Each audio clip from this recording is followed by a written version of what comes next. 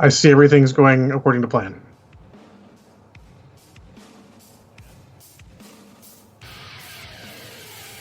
You're listening to Beer Machine, a War Machine and Hordes podcast that talks about the Buffalo, New York meta, new releases, the hobby aspect. I guess it's good that I can't hear. Painting with Menoth John is presented in Super Legitivision. Super Legitivision, the future of podcasting. He's just It's dropping these .com. on me. He's just dropping them for me.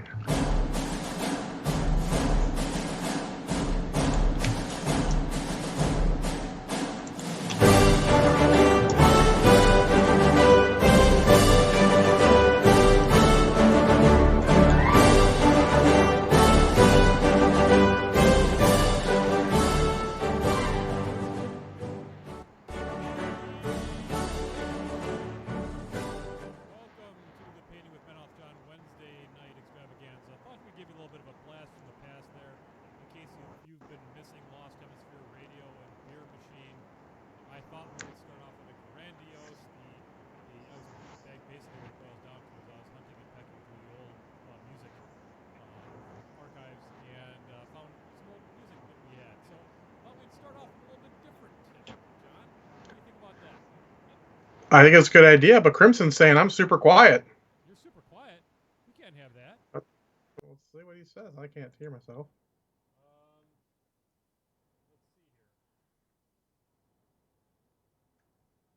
Oh, you're super quiet, not me. I bet you the cat was jumping on it. I bet you that's a lot better. Hear ye, right, hear ye. Do you hear me now? There we go. I think that should be a lot better. Anyhow, well, welcome, folks. It is the Wednesday night extravaganza. You know it, you love it. It is here once again for your COVID something. Your COVID entertainment. There you go. COVID entertainment. Crimson, if you would be so kind as to remark upon my relative volume to the best co-host in the business. You know him, you love him. He's the mighty right hand of the podcast. He is in the catbird seat. You know him, you love him. That's Mr. John Spencer. Heyo. Ho! John, you're looking quite clean-shaven today. Yeah, I got the I gotta wear a mask because it's COVID shaved face. Yeah, well, you're looking quite handsome there, lad. I basically don't leave the house, so I think I'm pretty still okay with my beard. I don't leave the house on Sundays. I also rarely put on pants on Sundays. Well, there you go. There you go. Did you see well, that? Apparently we're both pretty quiet, but the same level of quiet, so I guess that's something. Okay. Well, we can do that. I can bump up the overall mix. I mean, eventually we're going to be fine, I guess. Oh, sorry. Okay. Anyhow, so we're here. We're going to paint. We have a great show planned for you. That's a lie. There's no plan. I have plans, sir. Okay, I have plans. John has a great show planned out for you, and I'm going to paint a hooch hauler. So that's the best we can do for you. Of course, we've got your flippity bloops in case you've actually put any out there, and that's fantastic. Hope that you did. We are going to be painting the hooch hauler. We made a little bit of progress since the last time we did a show, and so I'll bring everybody up to speed on kind of not only what I've done, but also why I've done it in the order that I'm doing it. We'll have a special guest appearance by the Blue Glove of Love. You know him, you love him. And from the media section, John, I know you're still working your way through Clone Wars.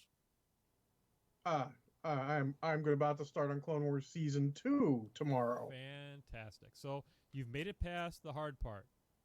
And it better be fucking Christ. Okay, you made it past the hard part. It starts getting better, and there you go. So then, fucking goddamn phone's beeping at my. Okay, the camera needs to calm its tits now. The camera is so super legit. It is like, what's going on? Focus on this. Yeah, I know. It's like, but then I don't know how to trigger it. Oh, I know how to. I bet you I could trigger it by saying, Donald Trump's a garbage man, and then it'd be triggered. But that's only if it's a if it's a conservative camera. So, anyhow, I'll be working on the hooch hauler. Talk a little bit about why I'm doing things in the order that I'm doing it. We're going to talk about in the media section. John is going to give us his unbridled review of the first season of the Clone Wars. A level judgment upon it. Yeah, and then I watched. I'll be talking about the movie Tremors. Oh shit! Because I will tell you that Troll Chuck is not allowed to pick movies anymore for the media section for me. He's on double secret probation. As far as did he pick the one last week? Well, he's the one that suggests that no, kind of. I mean, he was Okay. involved. He was involved in let's watch Jesus Christ Vampire Hunter, and I'm like, all I have to say in response to that is Jesus Christ. Yeah. So facepalm the movie. Yeah, no doubt about it. Well, folks, we have a format here. One of the reasons we are one of the most successful podcasts with 6 people on that watch it. We're the best. We're the best little show in town. And absolutely, we are the best still going podcast that's potentially about War Machine and Hordes out there. For some reason, the camera wants you to see this eye. Okay, no. Just this eye. That's the War Machine and Hordes eye. That's the one you use to judge distances. I feel like, but you don't need it anymore because you can pre-measure. I feel like Privateer Press has hacked my camera and is just moving it around and stuff. I'll show him. We'll get back at Menoth, John. Yeah, I mean, there are not many War Machine and Horde podcasts, I don't think, anymore.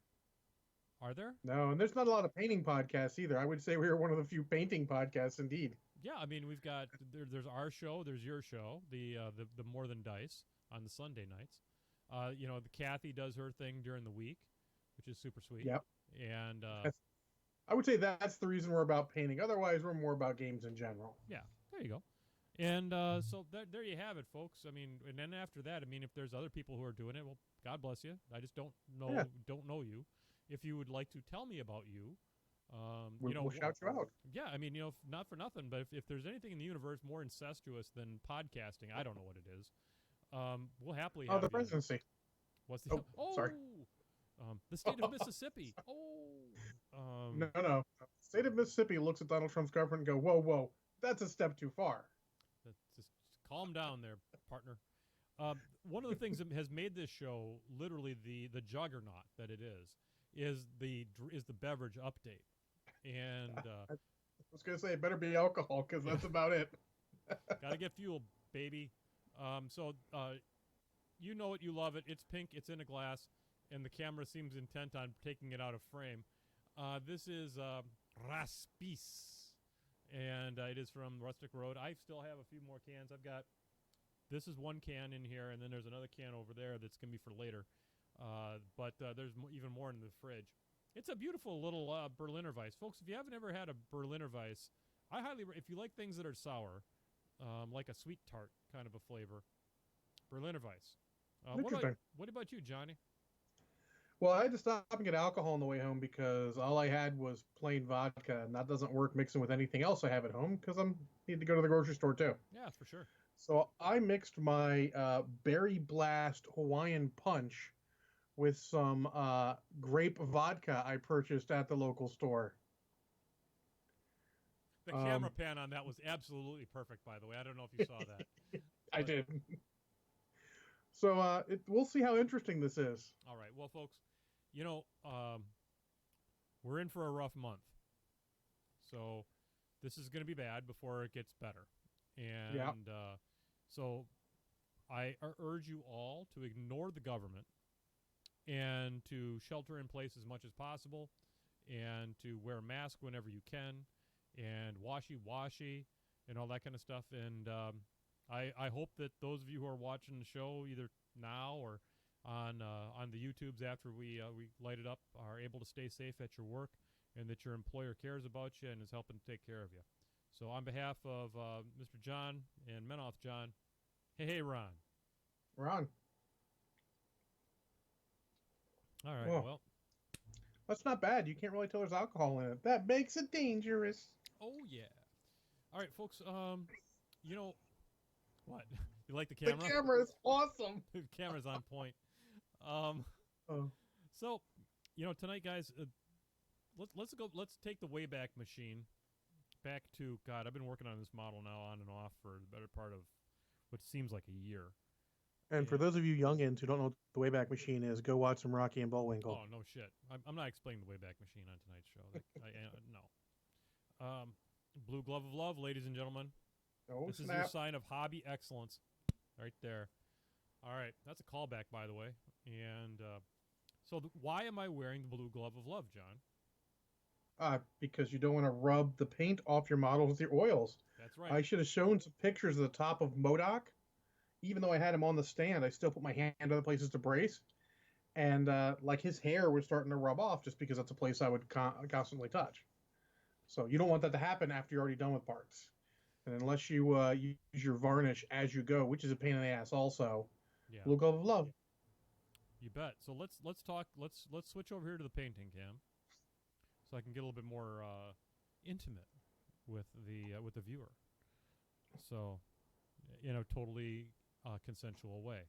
All right. So here's the original game plan that I had, folks, was that I was going to do the bottom side of the model, and then I was all the way through detailing, where I was going to wash everything and detail it out in the whole 9 yards. Then I was going to mount it on the base and attach the bears in the whole 9 yards, and then do the upper half. And what I've been discovering, John, as I've been kind of going along here, is that may not be the best way to do it. I might just decide, I think I'm going to finish this whole thing, thanks to the magic of the Blue Glove of Love. I can do the whole thing, I think, and then mount it. And I think that's going to work out better. Yeah, absolutely. I mean, if you leave anything, maybe just the topmost portions, the sort of Howda command center on top. Yeah, this up here. But even that, if you get it now, get it now. I mean, shit. So, I mean, let's talk about where we're going from here. So, I've got the barrel done. I've got all of the rings on it. I've got the whole undercarriage is finished, except for these two irritating little plates down here that I'm gonna make those kind of a copper color or whatever the hell this is. This is bronze. Fine, bronze. The Hoda command center here where is I think tonight I want to start working a little bit in that area. I've got some the little supports here I've got to work on. Up in here, it's going to get a little dicey because the inside of here is going to be a pain in the ass to paint. The slats, I'm going to basically be painting most of the wood this kind of darker brown color, and I'm going to reserve this lighter color for the barrels. And I might also pick it up, probably a variation of it on the netting and things like that. The alternative would be I could come back here to the still. This is going to be a copper still. So I'm going to, most of this stuff is all copper. And so I thought that might be kind of a good place to go to. So I would actually start with the inside of the command center, just because get the frustrating shit out of the way, and then you got the still. If you need to chill a bit, you can just go paint the still and be like, all right, everything's still all good. That was just a bitch. I like the way you think. And I think that's what we're going to do here tonight. So rather than keeping on talking about it, I'll take the glasses off so I can actually see my frickin' model. And we're going to get busy. Now, the board color that I'm using, I'm really liking how it's turning out. Is a combination of Blood Tracker Brown. That's the first coat. And then I come back with the contrast paint, the Agros Dunes. And what I'm finding is that it not only does it shade it very nicely, but it gives it just a really warm tone to it. I really like that. So that's because you're like doing a yellowish tone over the slightly reddish tone of the Blood Tracker. Exactly. So to show off how old and bad my eyes are, John, this is what I got recently. Oh, nice. That's good. That's a good painting with mouth, John. Look right there. I cannot tell you, this thing is really, really useful. Outstanding. You might not think you need something like that, but man, is it so helpful. I cannot lie. Well, I almost put my paintbrush in my beer, which would have been sad, because that beer's not cheap either. Yeah, well, I mean, you want to anoint the darn thing, but not necessarily like that. No, not tonight. What do we say to the god of dipping your brush in the beer? Not tonight. Not tonight. Is that a Game of Thrones reference? It is. Okay, I've never seen Game of Thrones. Okay, sorry. No, it's okay. I just have to check. It's not my jam, so to speak. It's okay. I'm more of a It's it's more mostly the opposite. it's on the way to being torture porn. It really is. There are Yeah, I mean, people like it. It's all good, yeah. but it's not my thing. I like honestly, I feel like the epic rap battle of George R. R. Martin versus J.R.R. Tolkien pretty much sums it up. Well, I just happen to like Tolkien stuff better. Yep. Like 100%. 100%. Yeah, but I don't Right. fault anyone. Yeah, we can all like other different stuff. It's okay. It is. It is absolutely okay, and no one should judge anyone for that. So No, here we go. We're just going to go ahead, and I'm going to try and hold this thing actually in frame so people can see what the devil I'm doing. Now, because well, you're at the tough part, so it's okay if you don't. I mean, you just gotta. You're focusing more on getting it right in this case. yeah, and in this case, the top of this I think is going to be metallic. Hmm. Because the way I envisioned it is almost like a bar rail kind of a thing. Hmm. It provides a little. Now the challenging part here is getting to the sides of this particular deal. I Well, the feel good thing is since you did the shading you did for the primer coat, if you throw a wash or a contrast paint in there, it'll hit the edges that you miss at the edge there and should pool a little bit and get it a little darker in case you miss yeah. something. Yep, exactly. The Paint theory. Yep, nope, that works good. That's what we're gonna do. All right. Huh. So how's your week, buddy? Pretty good. I mean, work was Monday was fuckery the day, but I mean, it was still all good overall. It's one of those things where things just keeps like, and this happened, and this happened. I call back somebody like, "Oh, how's your day going now?" I'm like, "It got worse, but it was bad when you talked to me before." Yep, Yep, it got worse. but it's all good now. It's just work to do. Sometimes you want a quiet day. You want quiet time. It helps you deal with the impending doom properly. I Yeah. had a good day today. Oh, excellent. I had a good day today. I got an award at work. And that always makes me happy. Excellent. What award did you get?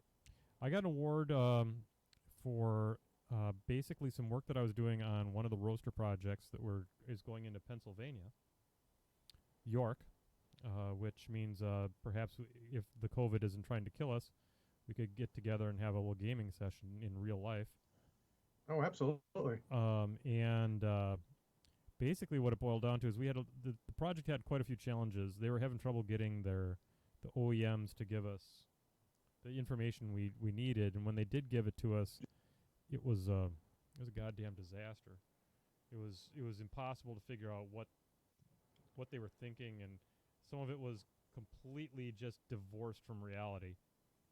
So my coworker that actually is at the York plant and I kind of really dug into it, and we were able to get very reasonable results and ask the right questions of the OEMs to get it kind of back on track. And the project got funded, and they cut us a nice little award, a little piece of Awesome. little plaque, and then they're also tossing us not any kind of a sizable sum, but certainly a few dollars in the pocket, Yep, and that's that's nice. awesome. I managed to convince that one of my people was worthy of the Key Employee Award for last month, so that was good. Man, that's the best So, when you can recognize another person and get them a little award and recognition. That is the best. yeah, man. I mean, I'm not gonna lie, but sure could. I would have been lost without her. She, she's the one who has all the knowledge and everything. Came in, taught me everything about the individual project and everything. It was great. I need those people. They need to get recognized, and I fight for that for my peoples. Yeah, folks, if you want to be a good manager, just remember the most important thing to being a good manager is just treat others like how you'd want to be treated. Mm-hmm. Sometimes people don't perform, and you got to have tough conversations with them. But treat them like grown-ups and Yeah. treat them with respect, and they're not going to have a problem with you. Don't feel bad asking them the questions, that you need to ask them, like, because you wouldn't be doing your job if you did. And you can tell them that. We tell them that often. My boss and I, we're peas in a pod. He's also named John. And we're like, hey, I wouldn't be doing my job if I didn't ask you this or Yep. bring it up. But like, absolutely. It's what you got to do. That's how you be a good boss. Yep. My people love me, I think. And it's all good because, I get down to the trenches for them. Yep. You just got to be truthful and you've got to be fair. And if you're doing those things, the people will be with you. And stand up for them. I told them, like, look, don't worry about what the client says. I worry about that. Just do what you need to do, and I will take care of all that shit in a way. Yep. That's what is good. So this is actually going better than I thought it was going to. Yeah, it's coming along pretty well. It looks like it's just enough space to get the brush in there and get some good coverage. Just barely, yep. That's good design, Privateer Press. Good design. Yeah. Hey, there's a positive thing we said about Privateer Press. I try to be positive. You know how it is. Podcast positivity. You know what? They make some darn nice looking models. They do. Their model game is super improved. Yep. Since they decided to get into resin more and stuff, that really turned a corner for them. Boy, am I glad they abandoned that. For the most part, that plastic shit they're using. The Restic was terrible. The thing that would bring them next level, what I think would get them back in the game completely, plastic models. Yeah. And I know they can't. I understand the realities of it. If they could find a way to do that, that would get them back in the game. You know what would get them back in the game? Bringing back the press gangers. Yeah, so hard now, but yeah, figure out a way to do it. Yeah, because stores are going to just throw stuff at the wall, see what sticks. Who steps up to run a game? They want it all to sell, but as soon as something's performing and something's not, they're going to go with what's performing, and they're going to support people who are doing it. Yep. That's why I always say, if you want a game to succeed, you're going to have to do something yourself about it. Yep. Oh, we need more volume. Crimson says he can barely hear us. Let me check a little bit here myself. Sorry, guys. Oh, yeah, it is really low. Okay, I'm going to push it as hard as I can. We're trying there, Crimson. Give us a second.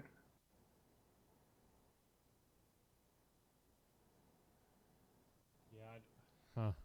I don't know how to really make it go any louder than that. Oh, I see. It's God. We don't have very much. Okay, how about that? Is that better? Let's see. See if that's any better. We're getting a little better, but actually, let me see. I could probably... Your volume... I can increase... Okay, hang on. There's one other thing I can do here is I can take this up to here. Is that louder or quieter? That should be louder. I'm getting my ears blown out. Oh. But we need... Okay, yeah, that's a bit better. Okay, are we getting any kind of distortion or anything silly like that then? I hope not. Doesn't sound like it. I'm listening to myself, and I don't hear any distortion or anything. Okay, so I upped. We are pretty low, but I could hear us fine. But I have to turn my volume up, and my neighbors would appreciate that none. Yep. So hopefully that'll be better, and hopefully people won't hate it too hard. We'll do some testing before next time. Yeah, sorry about that, guys. We're still figuring out all this stuff. Let me mute this so I'm not. So, peek behind the curtains. After all the trouble that we had last week working with Discord, I actually went through and I discovered that for years I've had a really bad problem with how I had things wired up. Also I can do this. Here, let's do that. I bet you that helps a lot. What's interesting too is that I'm only getting one channel out of I'm only getting one channel out of the mixer board.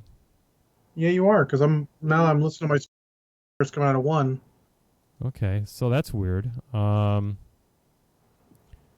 1 second here. Can't imagine why that is. I mean, I'm showing 2 channels going out. I'm not sure. No, I'm getting you in 2 now.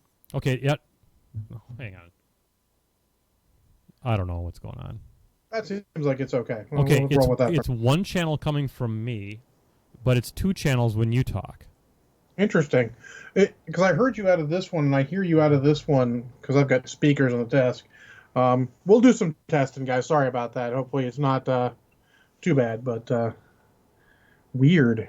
Really weird. Technology's our friend. Yeah, sure is.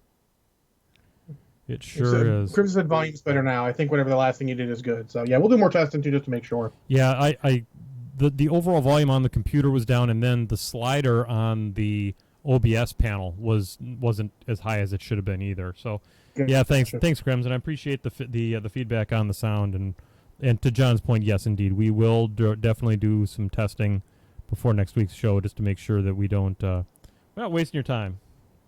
I'm gonna show off some models real quick. Just about done with this Griffin for BattleTech. Oh, nice! I like the blue stripies.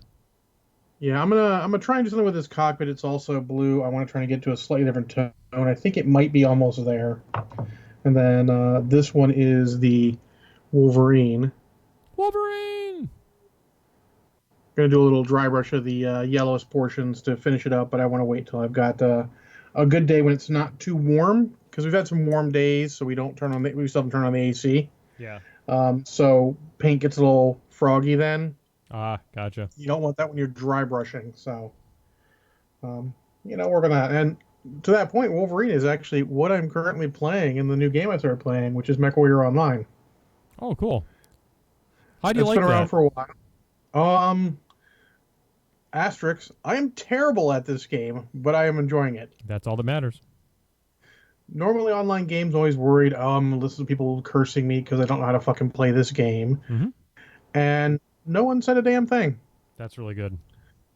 In fact, I've even had to wave people off from helping me. Like, oh, hold tight, I'm coming to help. And I'm like, no, or typing, no, don't. It's not going to matter. Yeah.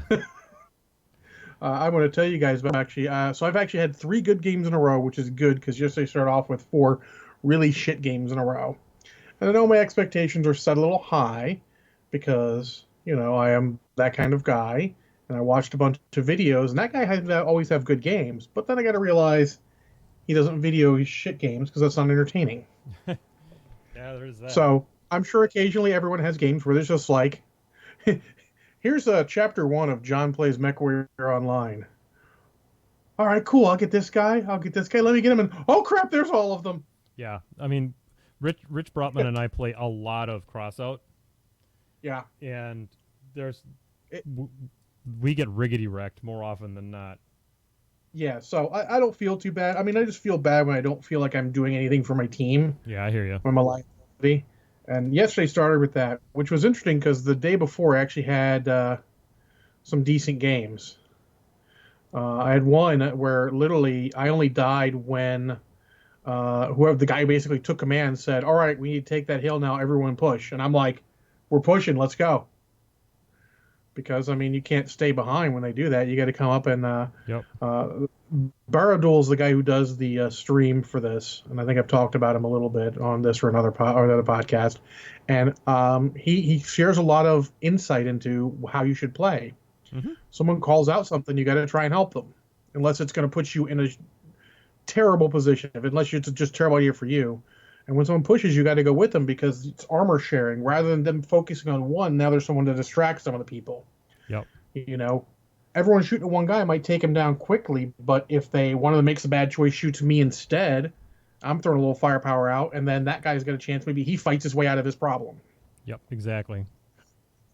But so that, and then I had four or five, and I do mean 4 or 5, because I was going just back and forth. You can play while your mech's still in a game if you got another mech, and I've got a couple.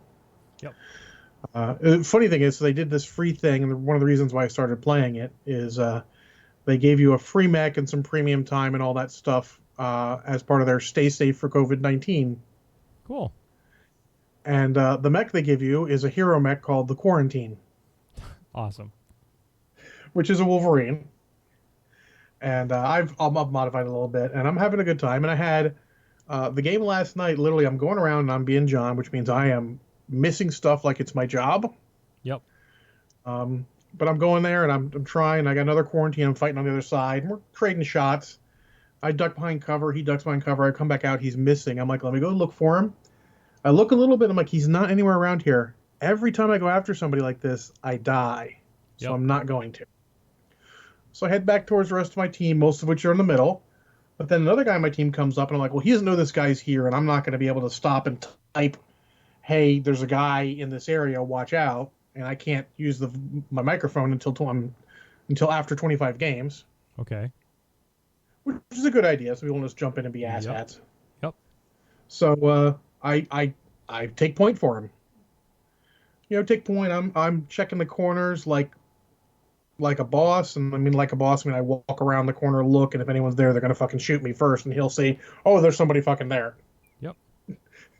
And I look up and I'm like, "Oh, it's 5-1. We got a 4 mech advantage. Awesome." Then I Yep. look down. I'm like, "I'm near their base. I believe I'm gonna go park on their base." There you go. So I go, and there's no one at their base. So I park on their base, and I'm like, if anyone comes, at least I've taken someone out of the main battle. I've scared them, maybe multiple people out of the same main battle. Give my team an advantage. Yep. I'm not killing anyone, but maybe I'm pulling some out of the battle. And then this Mad Cat Mark II, which is much bigger than me, parks at the base too. I'm like, all right, buddy, we got this one.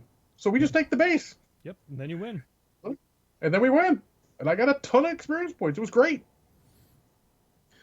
And then today I go in and I play first game on one of the boards. So they got all these maps, and you choose the maps. It's really cool the way they did it, actually. Because if you don't get the map or the game you want, you get a multiplier, so your vote means more the next time you're voting. Oh, that's cool. So I chose a map. They chose a different map. It happens. We ended up on one that's sort of like in space. It's called the HPG Hyperpulse Generator Manifold. And I don't like it because every time I'm on this map, I stumble into all of them and they kill me. That's what happens. Oh, geez. So I'll go through and I get some skirmish, and I'm like, okay, I got some damage done. And I do some shots. I'm like, oh, getting shot from behind. So I take a couple shots at that guy, drop down. I'm like, I'm going to peek in the basement. Peek in the basement. Oh, there's one guy here. Start shooting, get in there, get in it. And then suddenly, like, 2 more guys are there. And I'm like, and this is where I die. Let's just put out some damage because I can't get out in time. Yep. But I did some damage. I supported everyone. I felt like I wasn't a liability, and my team got raffle stomped anyways. Well, at least, yeah, I hear you. But I didn't feel bad about that game. And then the next one, this is the piece de la resistance, is that the next game I come in and we're playing on a mining collected board. I get in and I'm getting some damage, and I got my second kill ever. I'll tell you how many games I've played in a moment. Came around, got kills, was helping a guy out. He ended up dying, but I ended up getting a kill on the guys, put some damage out on some people, just, because I was stuck. Literally, I'm like, I can't go through them. I'm in a corner. I wasn't thinking about my escape plan so much because the guy was helping, ended up getting in my way. So I changed my escape route, and it wasn't viable anymore. Yep. But I put a bunch of damage out, and then we win. And I got my second kill, did 6 assists. I like, this is, aside from dying, this is my best game ever. Hey, so, sometimes dying is the right answer for the team. Yeah, absolutely. And I'm enjoying it. Like I said, I'm not great at it. I mean, if you guys want to find me, if you're ever on that game, I am cunningly John O. Spencer. I'm still terrible, but I try. I do a good job of not blocking my teammates too often. I'm very conscious of that shit. Now that's more so than my own safety. That's a free to play game, right? Absolutely, it's free to play. You can spend money and get stuff. It's, I don't want to say it's pay to win. You're not necessarily going to pay to win. You can pay for advantages. Got it. Because their mechs, most of their basic mechs can be bought with in-game currency. But the champion and the hero mechs, which generally have a bonus to in-game currency, yeah, and usually look cooler, cost real money. Got it. I don't know if the Stay Safe is still a viable code. If it is, it's like Stay Safe 2020. You can find it online. You get a free quarantine. It's a solid mech. It's a free mech because they're also cool because you can play. They have 6, I think it is, trial mechs. They rotate through 6 to 8 trial mechs over the week, and you can just try those. You don't get any experience, but you gain money and you get some experience. You get some actual personal experience playing the game. Sure. But I went, of course, I thought about it. I'm like, I have a mech. I'm going to use the mech because when you win a battle, you get specific experience towards that mech to help the skill tree in that mech. And then general experience, which you can trade in for specific experience with a mech to help with that mech later. Oh, okay. So I felt like it was a better idea. And it's a hero mech, so you're getting the in-game money bonus.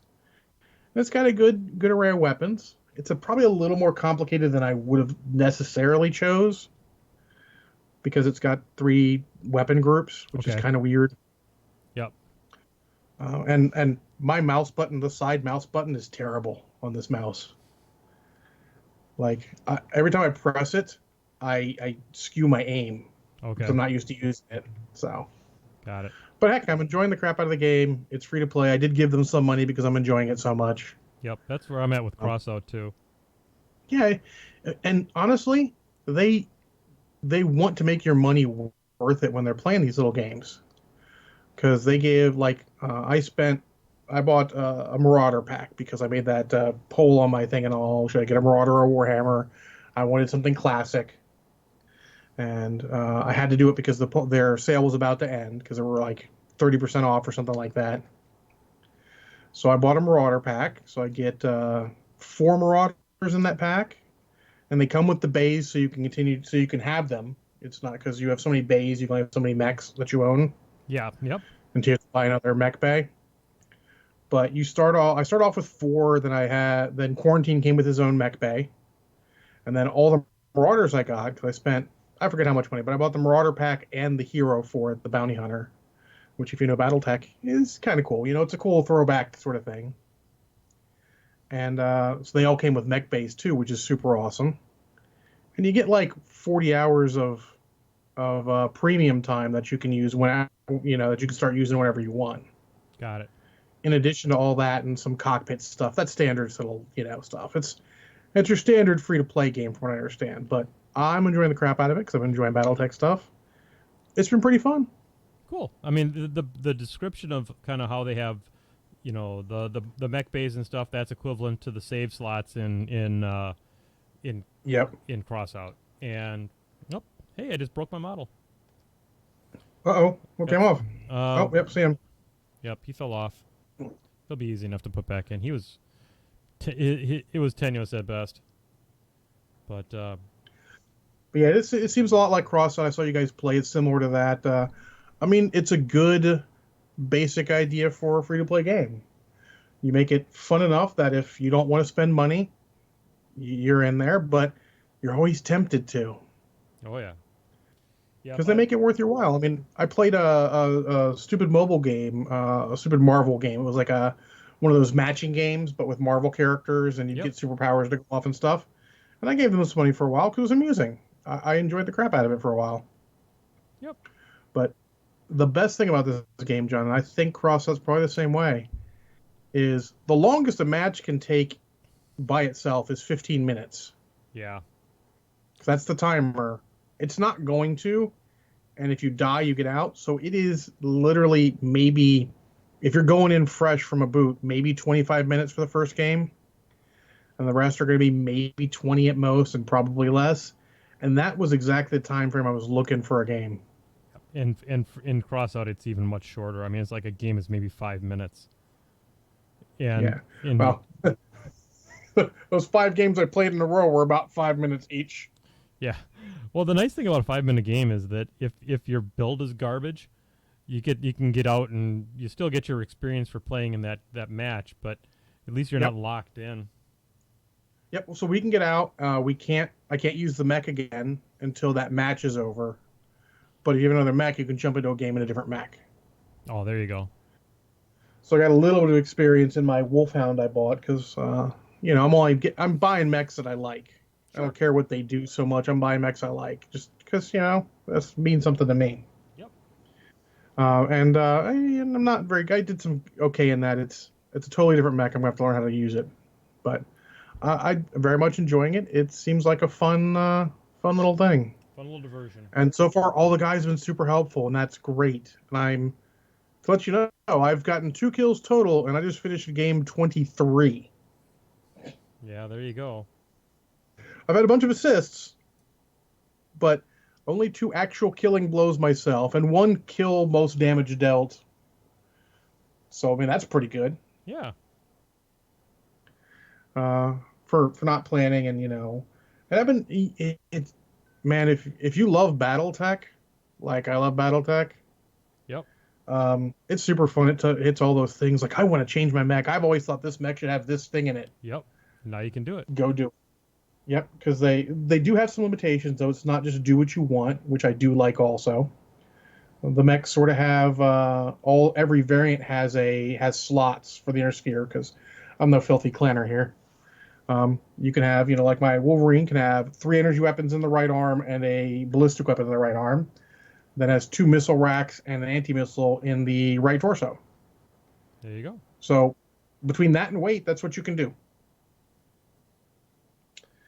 But I think we should probably get the flippity boop since we got 20 minutes left. Let me see if anyone dropped any more. I don't think they did.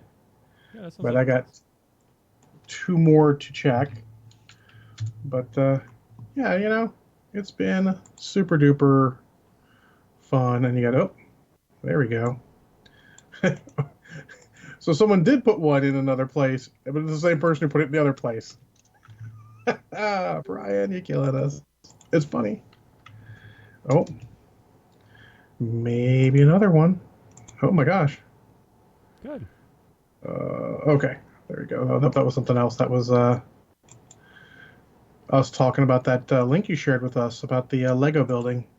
Yeah, by the way, folks, if you have an opportunity, tomorrow at 10 a.m. Central, 11 o'clock Eastern, friend of the show, Nick van Slagmat, he's Dutch, you can tell because you have to throw up to say his name, is going to be on the Lego live stream because he's a Lego designer. And he used to be on Murder of Crows, and, he's good buddy with the whole Tin Man XL group back in the day. You know who else has been on Murder of Crows? You? I have. Yep. Once.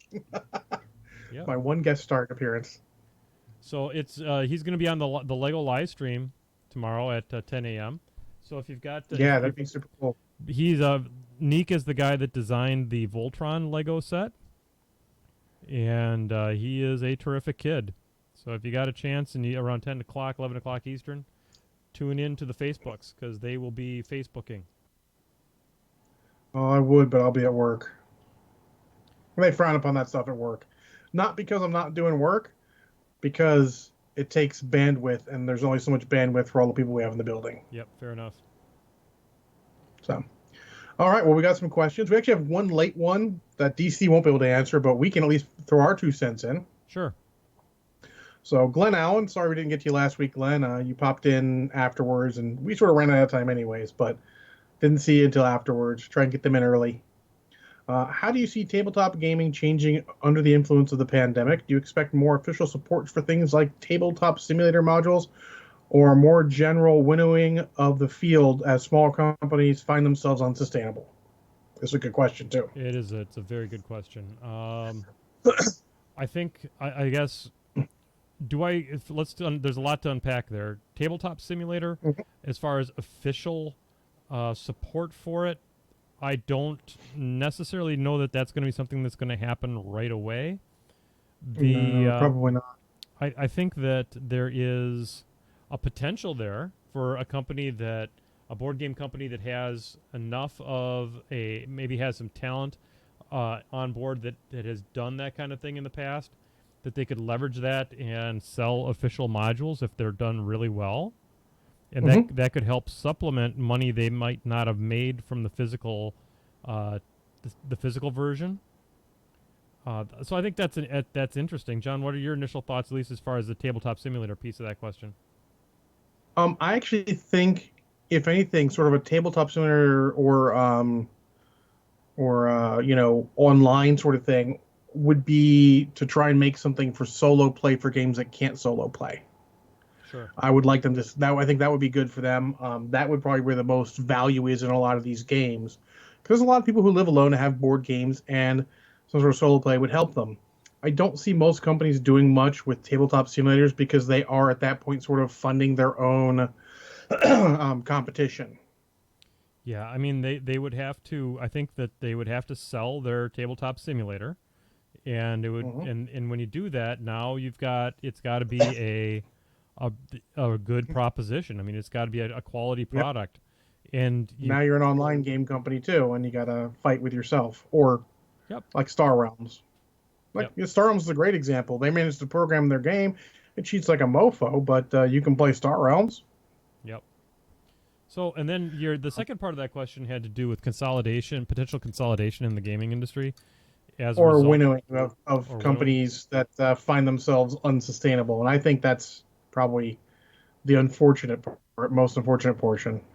And that's what I mean by consolidation too. Is that I think you will see smaller game companies that will, if they've got a quality product, they're going to be a value proposition for the big kids like Asmodee and things like that, where they can come in and swoop in and get bargain basement prices for some of these companies because people are going to be wanting to sell. I mean, I think that's going to be the unfortunate result of the COVID. The history of it is going to be that there's a lot of smaller companies that are going to they're going to go away, both in gaming industry and restaurants and all kinds of things, Yeah. because they don't have the cash flow to survive something like this. Yeah, I mean, there's a lot of places doing little sales and online books and PDFs. Catalyst Games, who does the BattleTech license, actually did an online sale with PDFs and gave people who they had dealt with before a free coupon for a little bit off. So I bought a book from them. But yeah, I think it's good. We're gonna see some. I hope it's more of what you said, consolidation. I actually would like to see a lot of the little game companies band together because they're stronger together than they are apart. Yeah. You can share costs, especially those costs that those companies hate absorbing, HR, accounting, stuff like that you have to do. And at a certain size of business, it becomes really inconvenient. Yeah. Like, sure, if it's just you and some dudes, you can HR and accounting that yourself. But when you get to a certain number of employees, it becomes really problematic. And I'd rather see them band together to have more control over their product than get bought up by the big boys. Not that Asmodee doesn't do a good job. FFG, their gaming arm for tabletop games, is it's quality all the way. Yep. They got good people. They put out good product. So I mean, that's not necessarily bad, but I hate to see it all owned by one company because then you get certain design characteristics start to play through certain games. If you notice, all the FFG games use crazy dice. Yep. I don't necessarily have a problem with that, but at some point, don't you just want to roll a six-sided? Yeah, that's just an excuse to sell special dice. Yeah, I mean, most of them come in the box set and the starter set, and the starter set's a good deal. You look at any of the Star Wars games, the box sets all come in the with the dice, and the box sets are good deals and also good for teaching people for the most part. I think Armada, unfortunately, is the worst at teaching people, but it's still, they'll learn the basics of the game. It's just got no play value outside of that, while Legion and X-Wing have a little more play value outside of that. True. With the core set. But they all slot into your army as well. But yeah, again, crazy dice, and you're going to want more of the crazy dice because we're gamers. Mm-hmm. And we like the crazy dice. But yeah, so I would like to see it not happen, but I think it will probably happen. Though honestly, there's a lot of companies going down, and there are a lot of local and federal government programs to try and help, keep this going for people. Yeah, I hope that some of those programs actually work, because right now the way that it's gone so far, it's been a kind of a shit show. Yeah, fair. But we can hope. I think the local level ones are going to be a lot better than the federal level ones. Fair enough. Obvious reasons. All right. Well, the next three questions and the only other questions we have are from Brian Latour. All right, Brian. Thank you for being a contributor. You get 400 Menoth John reward points for your contributions to today's show. It's been a long time since someone was rewarded points. That's a special occasion. I know, right? Hey, Ron. Ron.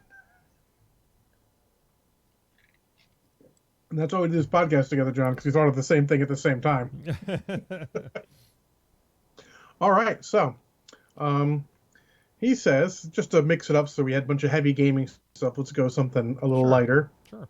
Well, maybe not lighter, but I have been saving bacon fat from cooking. I don't know why. I've never used it for anything. What's a good use for bacon fat? Oh, fuck. But bacon fat is good for everything. Yeah, no doubt. My ma used to save bacon fat, and it's super good for fried potatoes. Oh yeah, that sounds good. Like It's anything you'd use fat for, bacon fat would be good in general. I think you're right. I don't know that it's necessarily super awesome for doing like a deep fry, only Mm, because you need a lot of it. more like Um, a pan fry. yeah, but for pan frying, I mean it's Yeah. glorious. I could see using it for your eggs even. Yeah. Get a little in there. I mean, especially even if you don't have bacon handy, you're just doing like an egg sandwich with some eggs real quick. I think that'd be great for it. So Get a little extra flavor in there. yep. So Brian, I would urge you to check out on Facebook a group called Cooking with Game. It's a site that was originally set up by Rich Brotman, and we have weekly ingredient challenges, and it's super fun. It's a really lively community. It's really caught on. Yes. And I will tell you, there are some legit cooking chefs in there. Yes, they make me look at what I cook and go, yeah, nah. Yeah, nah. No, but you know what it does for me is I look at that and I go, you know what? I bet you I can reach out to that person and ask them for some tips, and everyone Oh, on yeah. there is so nice and so helpful. I, So, I just don't cook that often. yep. Mostly breakfast on the weekends. I'll tell you that the COVID has most certainly caused me to cook quite a bit because I don't want to get out in amongst it, and get to have to go do pickup and things like that all the time. But it's helping.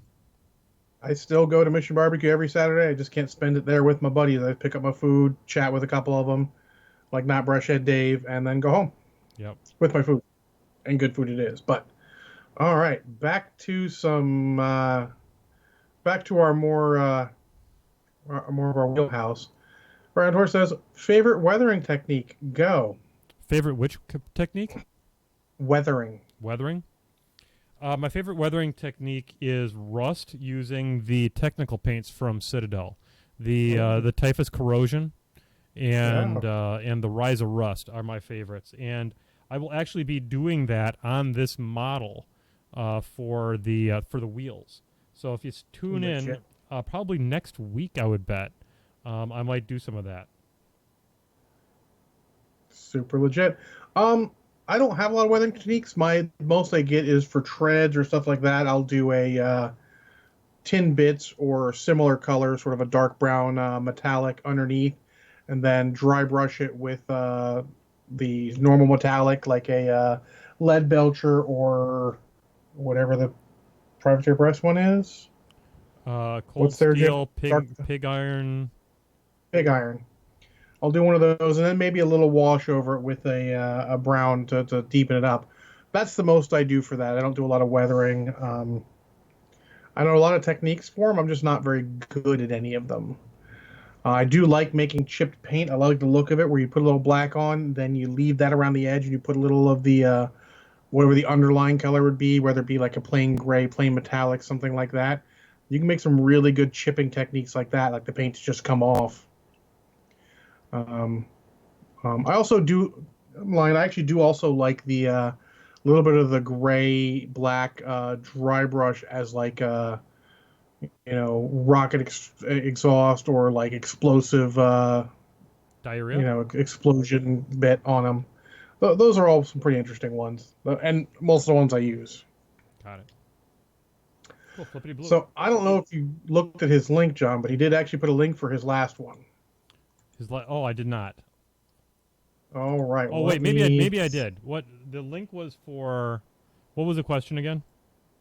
the last one is what do you thoughts on this Kickstarter? And it's the Oh, Kickstarter for the Studio X mobile painting studio. I did see that. So, um, I don't I don't paint in public. I mean, Well, I paint my house. I paint my house. So, I just maybe um it it looks a little interesting. It's sharp looking. It's very attractive. I'm not sure how it is an advantage over a fishing tackle box. well, the biggest one I saw in it is the paintbrush holders that hold your paintbrushes upright so that the bristles don't get messed with, Oh, okay. and upright upside down, technically speaking. How So they much? hang down, so you don't even have gravity fighting against them. So how much is it? $100, Hmm. but asterisks, they are revamping their Kickstarter before they release it again. And you may be wondering, John, how do you know all of this about this particular Kickstarter? John, did you back that Kickstarter? Actually, I did not back it yet, but Dave Taylor, a good friend of mine, actually put me in touch with the owner because the owner wants to get it out there. So he has been contacting me about getting on podcasts. Oh, well, maybe he would like to come on Painting with Men off John and pass one along as a test. We can definitely see. He's revamping stuff now. He was obviously going to be a guest on my other podcast. Um, so as soon as he gets that done, I'll see if he wants to throw another one in. I didn't want to commit you to anything before I had a chance to talk to you about it. No, not a problem. If he wants to, if he only wants to go with more than dice, I mean, you know, they will not have the full support of the Brushhead Nation, but you know that's all. That's all good. Nah, just kidding. Uh, I will see. It actually does look like a cool product because it does have its own little trays that are what the hell do you call them? Little Wet trays. pallets. Okay. And they fit in the bottom. And they don't shake around much. They lock in place, and it's got paint for your paints, places for your paints. I thought it was a very interesting idea, and as someone who does occasionally move out and paint stuff, or did before the COVID, I also joke this is the most ironic COVID product ever because it is a product you'd want delivered as the COVID's lifted, so you can get out there and hang out with your buddies and paint. But Indeed. it's not going to work that quick, unfortunately. There's lead time for this, but yeah, it looks interesting. Cool. Outstanding. And we'll be talking more about that in the future. Flippity bloops. Any more? That is all I saw. Let me just do a quick check. I don't see any more. Okay, I have four more Yeah, no, I don't minutes. see any more. I have 4 more minutes to paint. We're going to finish the bottom of this real quick. And then we're in a pretty good place to stop, I think, and start talking about movies. Absolutely. I got I got a series to talk about, and then I do want to talk a little bit about a movie, but more as a potential watching thing. I'm going to try to see if I can sell you on a movie. The by the way, the Clone Wars finale was a triumph. I've heard nothing but good stuff about it. Yeah. The only argument I made is my buddy Matthew Anderson. I used to work with him for a little bit. He's an old GW guy. Funny enough, I didn't know it when we both worked at GW at the same time. I only knew him afterwards. Okay. And he's like, it is the best Star Wars series ever. And I'm like, that is impossible because I've seen the first season. And the first season cannot make it the best of anything. No, I understand. It can be really, really darn good. I will tell you that the finale of the Clone Wars is the best 24 minutes in Star Wars. Okay. That's a powerful statement. It is powerful and it is accurate. All right, so I'm done playing fuck around with this thing. I am going to see about gluing this troll back in place, however. I don't think I was using any... I'm sorry, I don't think I was using any green stuff on it. So I gotta see how bad this guy's messed up. You know what? Yeah, and it's a good note there. Like, wait till you're done to glue the guy back on because you want to have it full curing time. You know what? And he's in a good... I can reach in and paint a couple of things now that he's broken off, too. So I'm going to do that. Maybe, you don't pin anything. I would say this is a perfect model. We're pinning guys and just figure out where the pins go. Don't glue them down. Keep them on the pin. You could paint them separately and glue them in via the pin after you're done. Yeah, that's okay. But that's a lot more work. I'm just going to catch the areas that he's not going to be hiding and get that done with. Yeah, there we go. Just do that, and then I'm going to leave the areas where his feet were plugged in to so that they can be on fresh resin. Yeah, I don't know. That's a good note to everyone, is that you want it fresh resin because, sure, the glue will stick to the paint, but then if the paint comes up, the model comes off. Yeah, absolutely. All right, kids, you love it. You wait for it all week. It's the media section. We are going to retire the blue glove of love for the remainder of the show because we have shit to talk about. Now, Mr. John, I took the lead last week. That means that this time is your time. Clone Wars Season 1. Clone Wars Season 1. Man, fuck. How did it get Season 2? I don't know. Like, it had to be the kids, because I'm sure, this is asterisk, the kids have got to love this thing. Because, I mean, it is super kidified. I want to slap Ahsoka generally once an episode. Yeah. I want to slap Anakin twice an episode. Probably want to slap Obi-Wan once an episode. And often, I root for the bad guys to win. Well, okay. I root for Count Dooku to win. I don't actually root for the rest of those guys. Those guys are terrible. But Count Dooku is pretty cool. That being exception, Mace Windu is a badass, and I root for Mace Windu every time he's on screen. Because even in Season 1, the second to last episode is the last one on Ryloth. This little 3-parter there. And Mace Windu is the main Jedi, and Mace Windu is awesome. And every time, go ahead. Mace Windu is awesome. I do have some issues with Mace, but that's fine.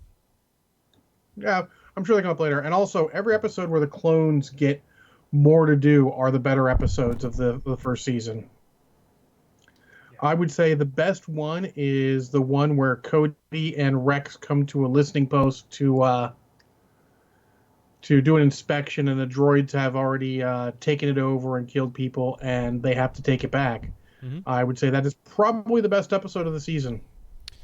I mean, a lot of the truth and beauty of the Clone Wars is how well developed the clones actually are as characters, and especially Rex and some of the ones that you'll meet in Season 2 and stuff like that are really top-notch characters. And that's where I think the show really excels. Yeah. Other than that, I mean, you can tell by the animation the animators want to do something more, because there are some brutal deaths for a kids show in this. Yeah. And I think their biggest mistake was probably not knowing exactly who to market it to. It's not even as marketed to adults as Looney Tunes. And that's a problem. I feel you need to hit that Looney Tunes level, and not the same way, obviously, mm-hmm. but that Looney Tunes Exo Squad level of, if you ever watched Exo Squad, level of maturity needs to be in something. I think you can do something with that, and I think that sounds like where it ends up. So I really agree. I mean, you gotta hang in there. It gets better, and I hope that Season 2 will make you more satisfied, but I promise by Season 3 you'll be fully invested. I do recommend 2 or 3 episodes at a time, and then walk away from it, and then 2 or 3 episodes, and then walk away from it. Not for long periods of time, even just when I was... So, I mean, Clone Wars was my go-to when I was starting my fitness journey.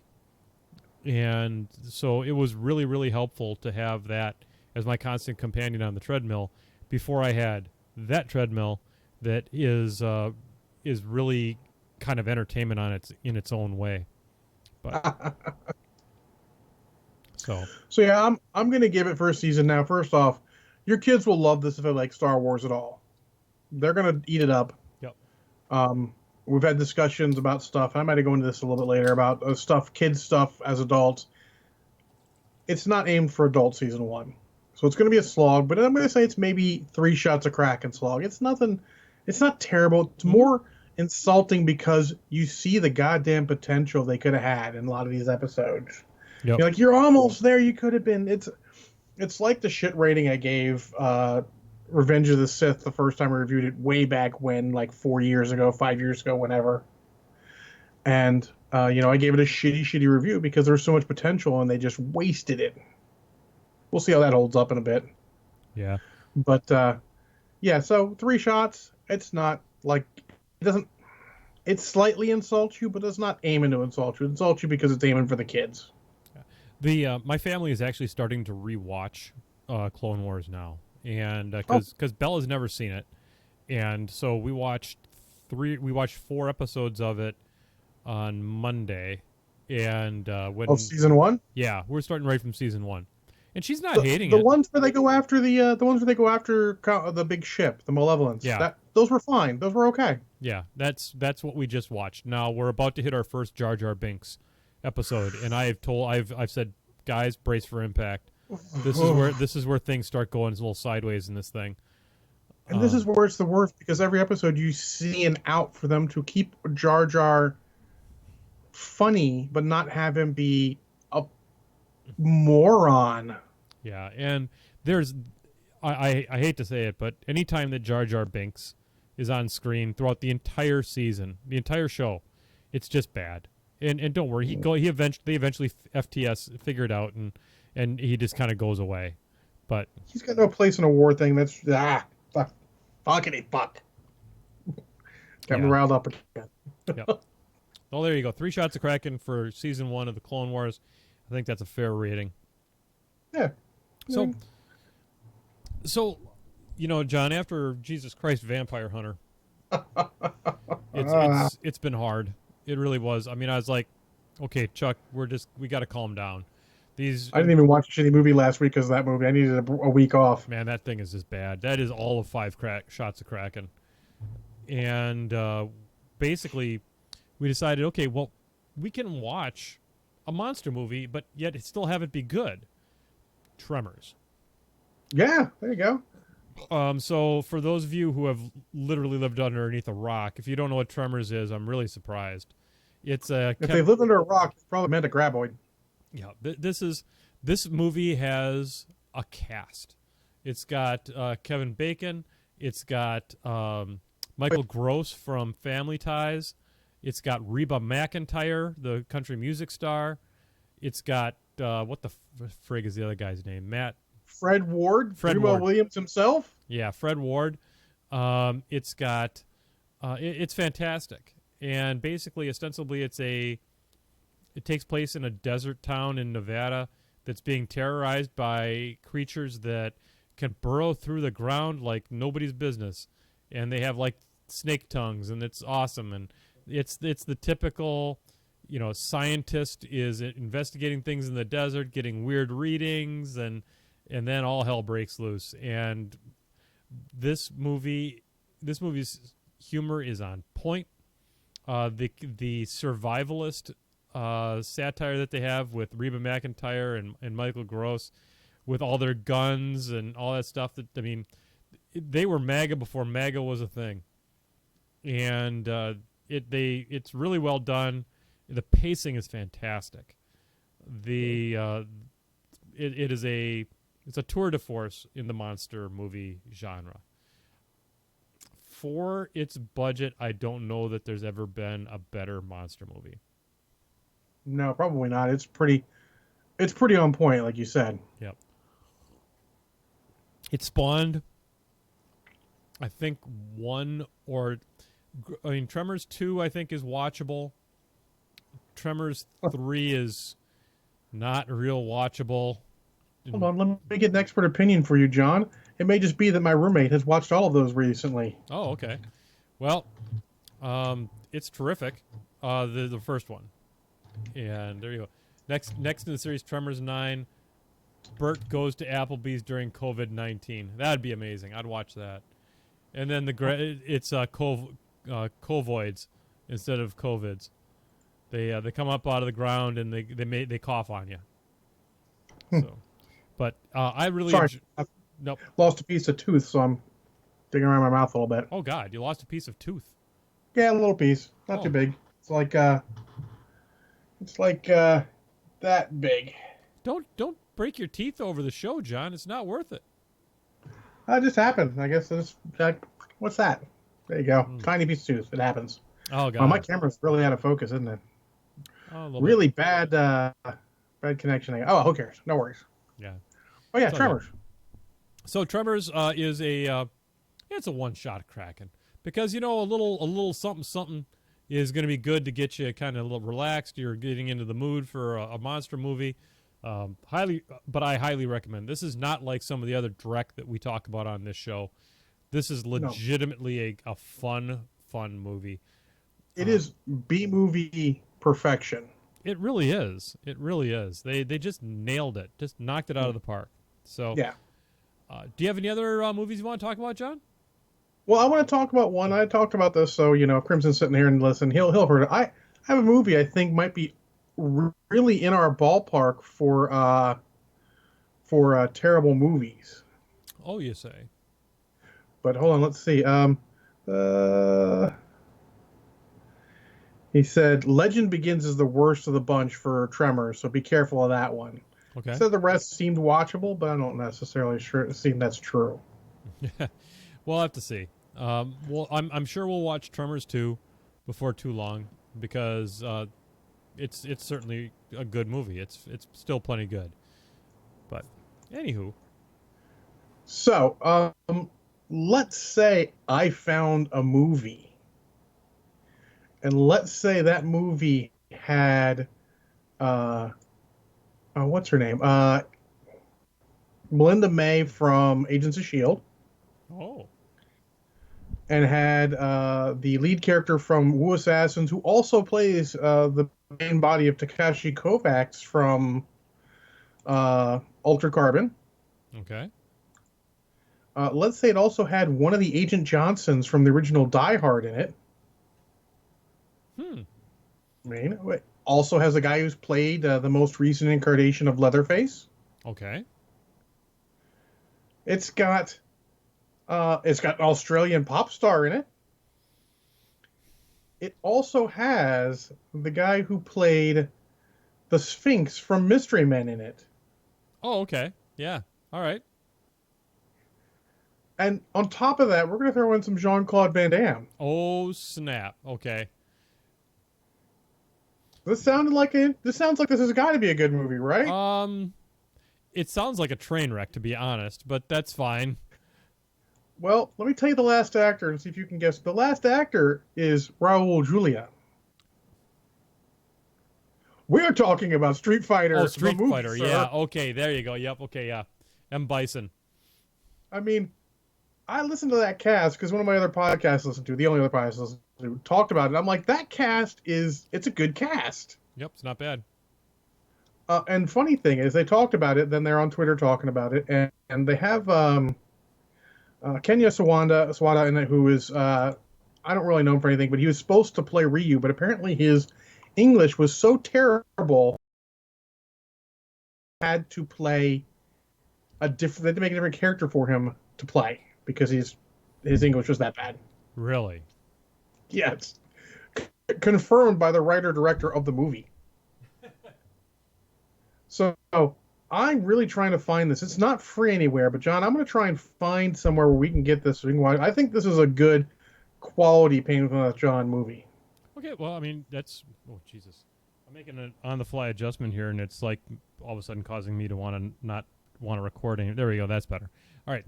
Yeah, I mean, if we can find a good and easy... I know I can get my hands on it one way or another. Because, I knows a guy. You know the guy? I knows a guy. I kind of want to see it again. It's been a long, long time since I've seen it. And, man, that cast... Like, I didn't realize that Ming-Na Wen was in it, who plays Melinda May. And they mentioned that, and I'm like, Ming-Na Wen, doesn't she play Melinda May? Like, Melinda May, like, holy shit! Yeah, that's going to be a young version of her, too. This movie is not new. Kylie Minogue is in it. I mean, good lord. Did you see the camera? Kylie Minogue's not really good in anything, but still. Yeah. I backed up and the camera did a perfect pan on that one. Yeah, she's not hard on the eyes, though. Let's be honest. A true statement of fact, right there.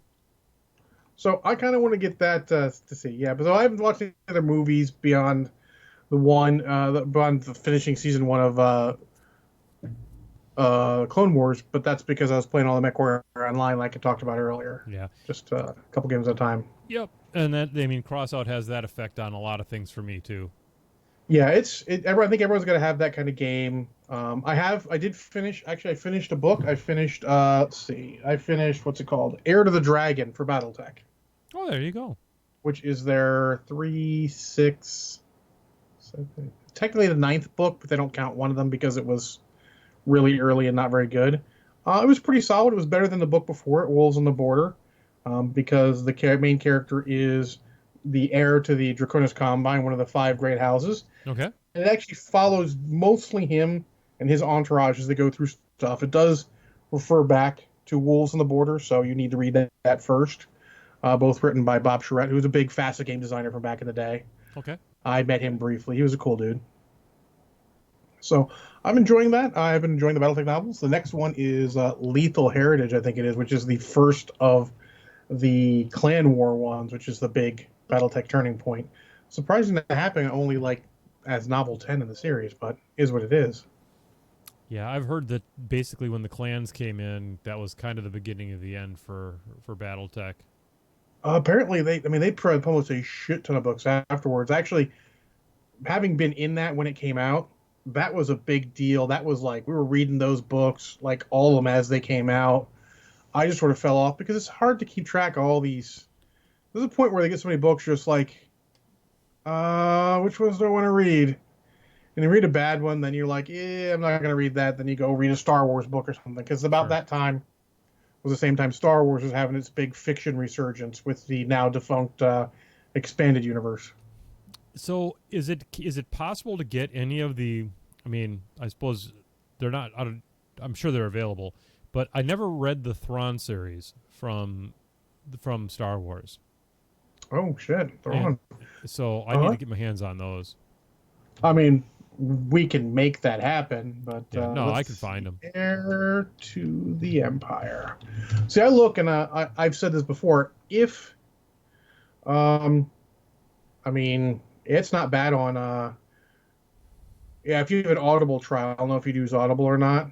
I do. It looks like Audible. that whole series is available on Audible as part of their trial. Oh, I don't know how much it costs otherwise.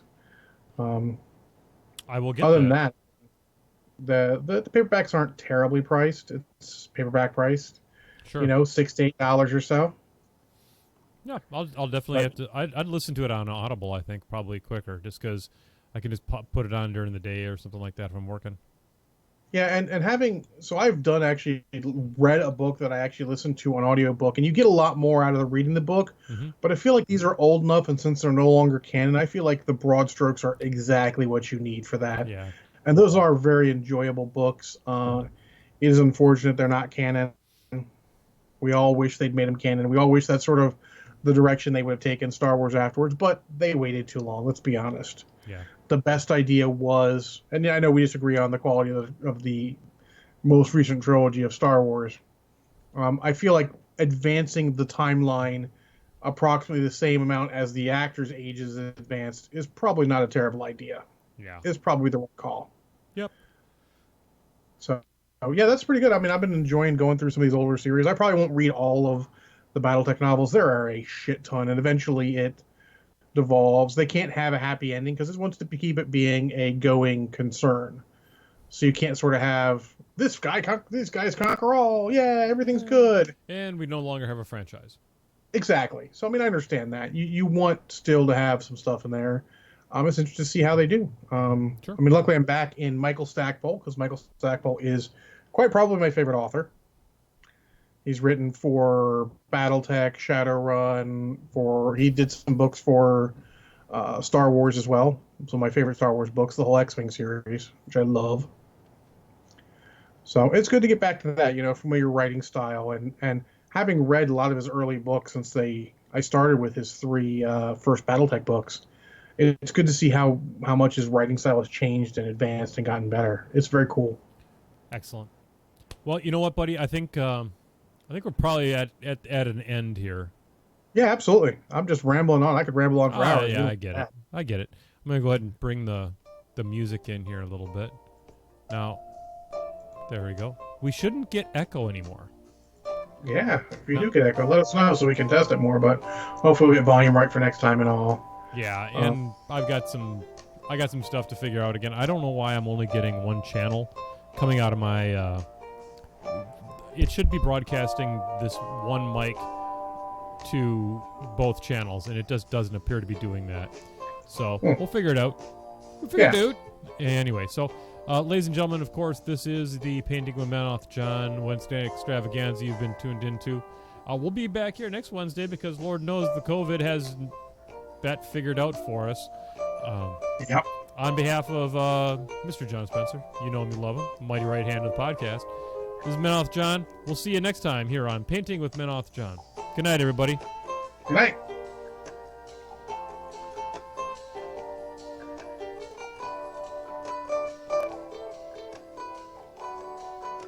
I think we should say something funny.